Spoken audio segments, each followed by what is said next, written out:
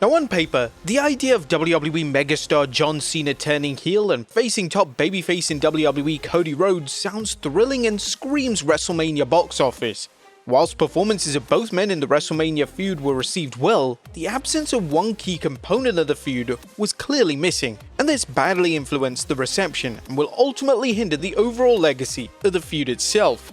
Now we are of course talking about The Rock here. The Rock returned to WWE programming earlier in the year, and The Rock was the catalyst in Cena turning heel. Cena would sell his soul to the final boss at the 2025 Elimination Chamber show, and there was a great excitement after the WWE delivered what could be one of the most shocking turns of all time. Coming out of the show, there was a ton of questions, but with this being the Triple H era, the let it play out card was in full effect. So fans firmly expected questions such as what is the nature of the relationship between Cena and The Rock to be explored. Unfortunately, they weren't. After a tell-all interview with Pat McAfee, The Rock delivered what could be one of the worst exercises of damage control ever seen. So where was he? During the build to Rhodes vs Cena, all fans could focus on was The Rock, and rightly so. The Rock didn't just make 0 appearances on the road to WrestleMania 41, it was almost as if he didn't exist, as he was only referenced one single time in a promo, and both Rhodes and Cena quickly moved on. In essence, WWE and the names involved retconned The Rock's involvement, and it was almost as if WWE were trying to pivot the story away from The Rock in any way they could.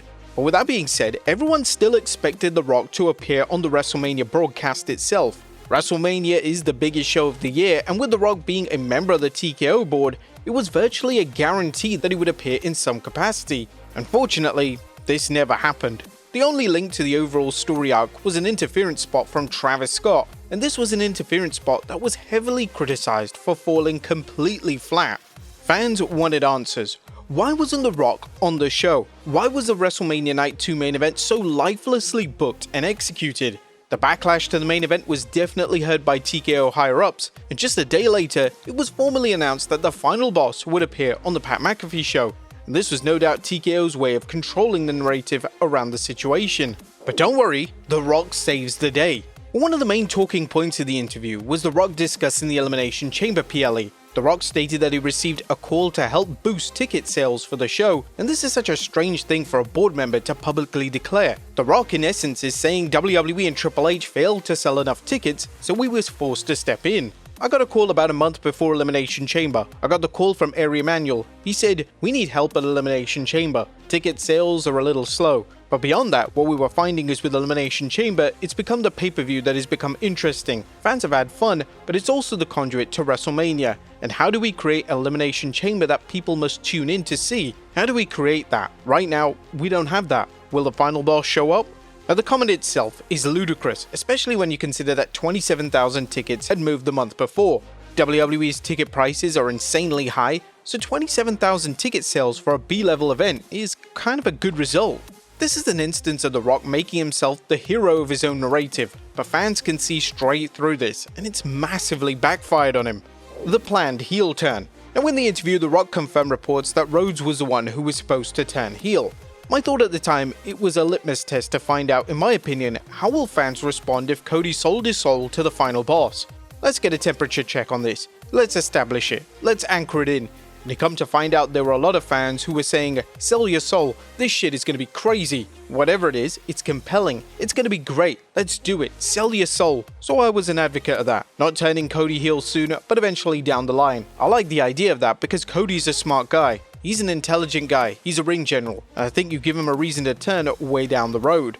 Turning Rhodes heel at this stage would have been a backwards move. WWE is partly in such a prosperous position because of Rhodes being cemented as a face of WWE. Why would you risk that? Does The Rock have any fleshed out ideas, or is he a man that has a bold idea but has no idea how to effectively execute that said idea? The Rock would go on to say that Triple H was the one who decided on Cena turning heel. This was definitely the right move, and all but confirms reports that the game loathed the idea of turning the face of WWE, that being the American Nightmare, heel. Due to this not being The Rock's grand idea, is this why he distanced himself from it? It certainly seems that way. But then after all that, he's taking a step back. The main crux of the interview was The Rock explaining why he was absent, both from the build to WrestleMania and the show itself. The Rock would claim that he believed that it was in his best interest to take a step back and make Cena and Cody the focus. So when we were moving forward with John and this idea of him getting crowned at WrestleMania and being a heel champion, I knew then the best thing for the final boss, we've established the idea of Cody's soul, we can always come back to it. I did feel and I made the call. I don't want to be involved in that. Step back. Let the final boss step back into the shadows. Let all the spotlight go on John. Let it go on Cody. Let's not make it about Cody's soul eventually or John's soul. Let's let them do what they do. I called John after Elimination Chamber, spoke to him. I called Cody and I said, I think the final boss's work is done. Now these comments make zero sense. If that was the case, then The Rock didn't need to be involved in the initial turn at all. This is the equivalent of Stone Cold Steve Austin selling his soul to Vince McMahon at WrestleMania 17, then McMahon never appearing on TV again in any capacity. In relation to WrestleMania 41, The Rock believed that it was best that he wasn't involved in the match finish. I'm always here if you need me, but I think it's best for the final boss not to be involved in that match. In one of his most backwards comments, The Rock would even claim that he would have done the elements of the Rhodes vs Cena match finish differently. I love the finish the match. I would have finessed things a little differently on how they got there, but that's just me creatively. There's a lot of minds in the room, that's my thought. But still, ultimately, the bottom line, I love John getting 17. I never had a concern about John pulling this off. My thoughts were always to Cody because of what we established with him and his story and the kind of babyface he is. So if done right and finessed right, and if nuanced right, down the road that guy not only has an incredible babyface run again as champion, but also an unheard run as a heel down the road. Now, the main criticism towards the match finish was the lack of The Rock. The Rock not showing the match was the biggest killer in terms of the legacy and reaction to the match, and The Rock having the nerve to claim that he would do the match finish differently is a total spit in the face, not just to fans, but also the WWE creative team. The Rock would then state he had other commitments at WrestleMania, despite previously saying that he was watching the show at home. No, they don't have to say anything like that to me. We can insert final boss in the end of the finish, but where do we go? There's other commitments that I have, and I want to also be careful we're not overstepping and leading over our skis too much here. I can get involved in the finish, and I said, but why get involved in that finish when the spotlight should be on John, 17, heel champion? Now The Rock fails to realize that the spotlight wasn't on Cena. It was The Rock himself, just in a way he could have never anticipated. The Rock versus Triple H.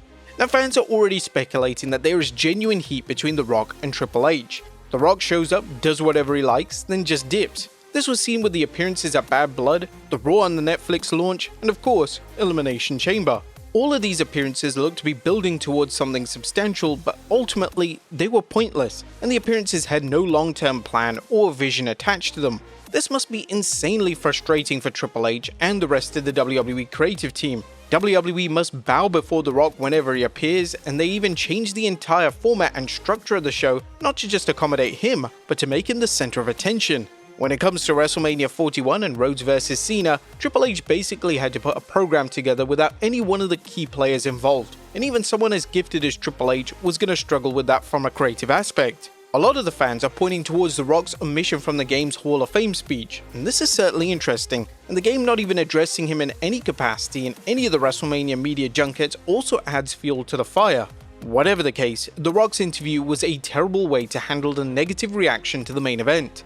If The Rock did the interview and held his hands up and stated that in hindsight he should have been more involved, fans would be looking more favorably on the situation. There's nothing wrong with reflecting on bad booking calls and acknowledging that it was the wrong move, especially in an era where kayfabe barely exists and it's only getting worse. But unfortunately, The Rock refused to take a bump for accountability, and the next time he appears on WWE programming, let's hope he doesn't insist on delivering an outlandish angle only to completely disappear in the aftermath. What do you guys think on the matter? Let us know in the comments down below, and I'll see you next time with some more wrestling content.